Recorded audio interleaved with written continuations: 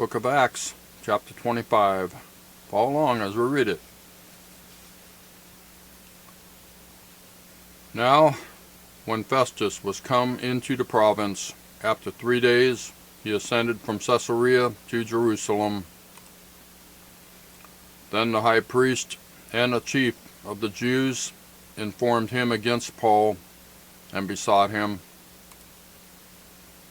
and desired favor against him, that he would send for him to Jerusalem, laying wait in the way to kill him. But Festus answered that Paul should be kept at Caesarea, and that he himself would depart shortly thither. Let them therefore, said he, which among you are able, go down with me, and accuse this man, if there be any wickedness in him. And when he had tarried among them more than 10 days, he went down unto Caesarea, and the next day, sitting on the judgment seat, commanded Paul to be brought. And when he was come, the Jews which came down from Jerusalem stood round about, and laid many and grievous complaints against Paul, which they could not prove. While he answered for himself, neither against the law of the Jews, neither against the temple, nor yet against Caesar, have I offended anything at all. But Festus, willing to do the Jews a pleasure, answered Paul and said, Wilt thou go up to Jerusalem, and there be judged of these things before me? Then said Paul, I stand at Caesar's judgment seat, where I ought to be judged. To the Jews have I done no wrong, as thou very well knowest. For if I be an offender, or have committed anything worthy of death, I refuse not to die. But if there be none of these things whereof these accuse me, no man may deliver me unto them. I appeal unto Caesar. Then Festus, when he had conferred with the council, answered, Hast thou appealed unto Caesar? Unto Caesar shalt thou go. And after certain days, King Agrippa and Bernice came unto Caesarea to salute Festus. And when they had been there many days, Festus declared Paul's cause unto the king, saying, There is a certain man left in bands by Felix, about whom, when I was at Jerusalem, the chief priest and the elders of the Jews informed me, desiring to have judgment against him.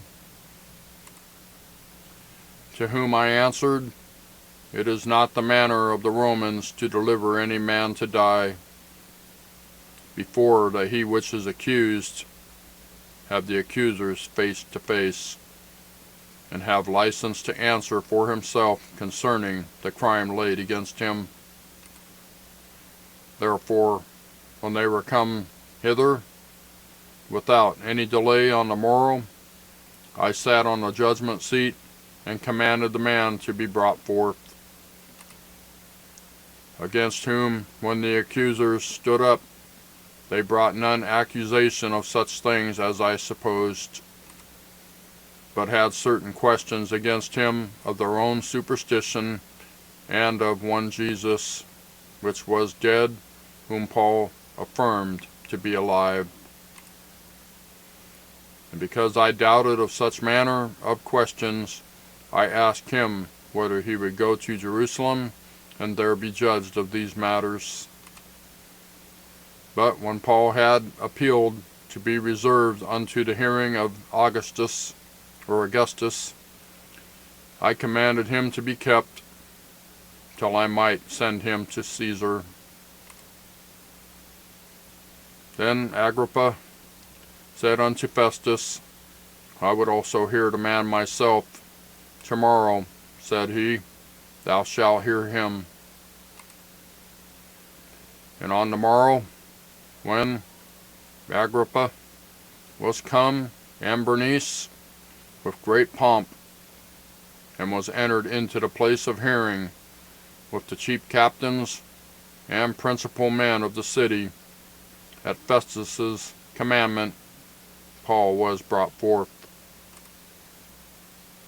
And Festus said, King Agrippa, and all men which are here present with us, ye see this man, about whom all the multitude of the Jews have dealt with me, both at Jerusalem and also here, crying that he ought not to live any longer. But when I found that he had committed nothing worthy of death, and that he himself hath appealed to Augustus, I have determined to send him, of whom I have no certain thing to write unto my Lord. Wherefore I have brought him forth before you, and specially before thee, O King Agrippa, that, after examination had, I might have somewhat to write. For it seemeth to me unreasonable to send a prisoner, and not withal to signify the crimes laid against him. And that's the book of Acts, chapter 25. Thank you for watching. We'll see you next time.